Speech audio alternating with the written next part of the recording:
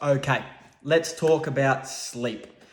So, sleep is, as you can see on the 100-point recovery tracking tool, one of the most valuable and most important types of recovery modalities.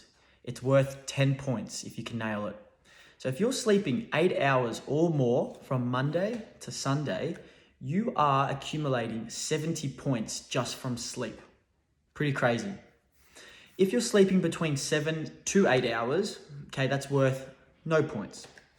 Anything less than 7 hours per week, you're actually deducting minus 10 points from your score. So if you're sleeping in the 6 to 7 hour mark, Monday to Sunday, you're actually starting the week off on minus 70 points.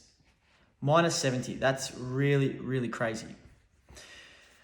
Sleep is the time where our muscles repair from the damage we have imposed during our training sessions. A lot of other really good stuff happens too while we're asleep. So it's critical. It's critical that we get our 8 hours.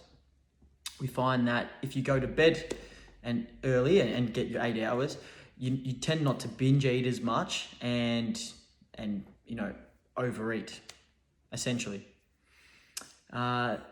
The other interesting thing that we look at is, your heart rate sometimes at rest.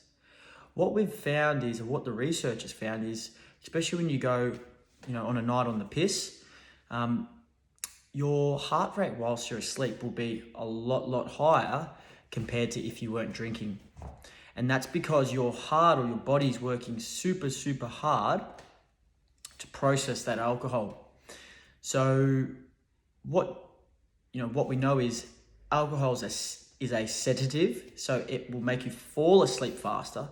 But what they've also found is your quality of sleep, like the amount of deep REM sleep you get, is down, is not very good. So just be mindful, if you're on the piss quite regularly, your sleep quality is also going to be affected. So we're talking about sleep quantity, getting the hours, but the sleep quality, which is how much deep sleep we're getting, that will also be affected.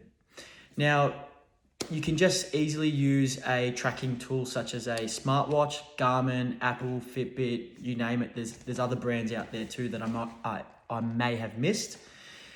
Or if you don't own a watch, perfectly fine to use an iPhone or an Android app. Type in sleep tracker or along the likes, and there'll be hundreds of different apps you can download and just put it by your bedside table. And yes, it might not be the 100% most accurate thing you've ever used, but it bloody well gives us a rough idea where you're at. So that's how we're going to be tracking our sleep. It's super interesting to see where you're at. A lot of people think they do great in this area, but it's not until they track where they realize it's an area they need to improve. So let's now move on to the next recovery modality.